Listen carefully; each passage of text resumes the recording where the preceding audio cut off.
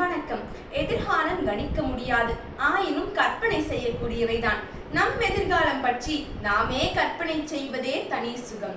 என் எதிர்காலம் பற்றிய என் கற்பனை என்ன என்பதை கேளுங்கள். சிறு வயதில் முதியோர்கள் கூறியதே என் குறிக்கோளாக கொண்டேன்.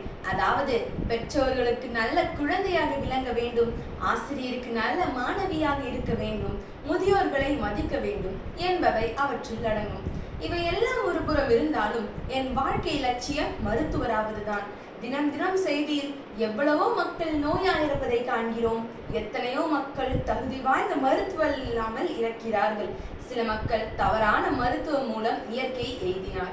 இவையெல்லாம் மனதை காயப்படுத்தியது. ஆனால் அதே மனம் அந்த நிகழ்வுகளை தடுக்க நினைத்தது.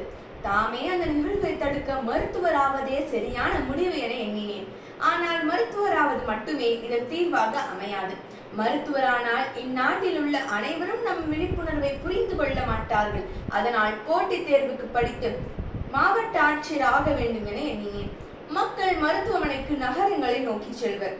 நான் கிராமங்களில் உலகத்தரம் வாய்ந்த மருத்துவமனைகளை அறிமுகப்படுத்த வேண்டும் என எண்ணினேன். குறைந்த செலவில் மருத்துவம் வழங்கப்படும்.